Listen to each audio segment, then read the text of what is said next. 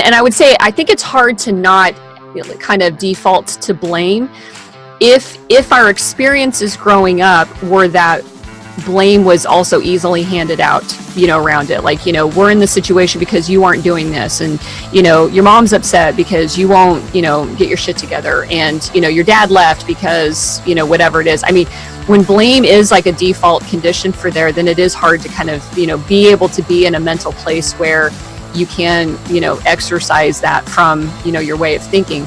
And, for me, I also, in relating to that, is when you want to dig in and start to really look at your past and to say, listen, I need to take a heartfelt examination of what these experiences are and how they, how they set the dip switches in my brain, and to change them.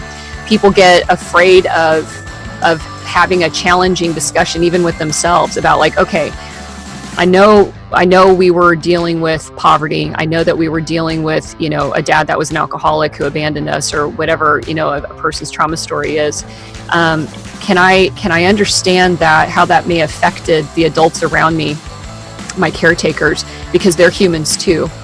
That maybe they were sad and they were depressed, and as a result of that sadness and their own depression, I wasn't getting what I needed at that point in time, and so I had to go into survival mode. And can someone have that reflection internally with themselves and not feel guilty for that? Because guilt, I think, is the other piece of this. Is like, I don't want to dig in and find out the truth or uncover the truth of the circumstances, because I don't want anybody to be mad at me. I don't want, I don't want mom to be mad at me. I don't want dad to be mad at me. I don't want my family to ostracize me.